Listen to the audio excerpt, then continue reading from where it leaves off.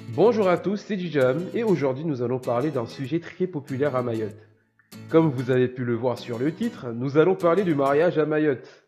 Sachez que Mayotte est une île où la majorité de la population est musulmane.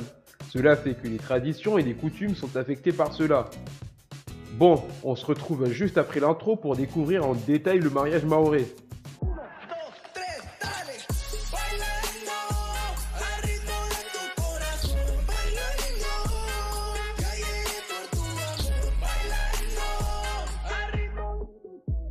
Alors, le mariage à Mayotte. Nous allons commencer par le commencement.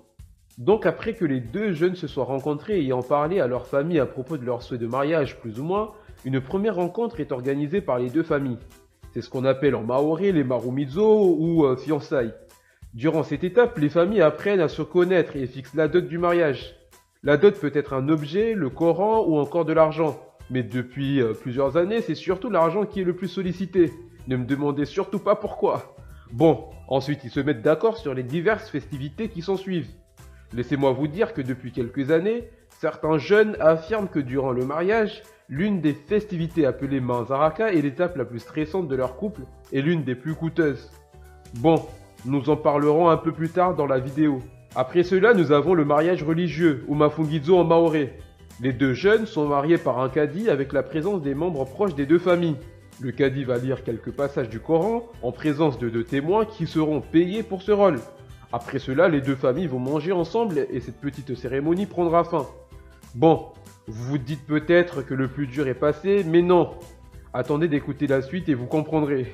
Maintenant, nous allons parler des diverses festivités.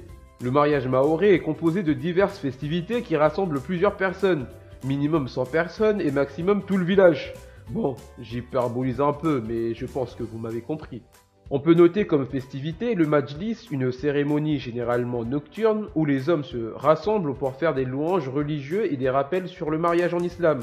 Le Shigoma, qui est aussi généralement nocturne, est une festivité qui permet à chacun de danser à un rythme plutôt ambiancé. Le Mazaraka est l'événement le plus important de toutes les festivités puisque c'est elle qui détermine l'ampleur du mariage. Nous allons surtout nous concentrer sur cette festivité dans cette vidéo.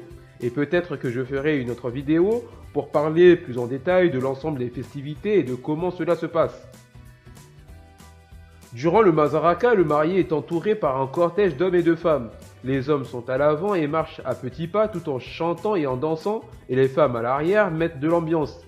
Le marié se retrouve au milieu et est vêtu comme un prince et reste sérieux durant tout le trajet. Il ne devra pas sourire pour montrer sa virilité.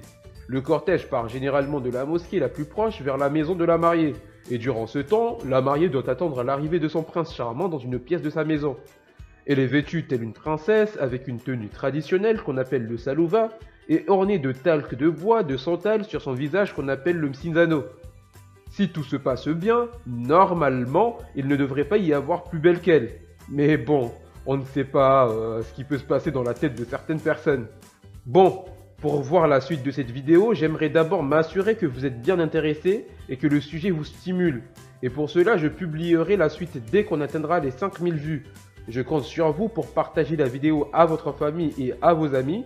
Sur ce, je vous dis à la prochaine pour la suite de la vidéo. Et n'oubliez pas de laisser un pouce bleu si vous avez aimé et de vous abonner en activant aussi la cloche pour être informé de la prochaine publication.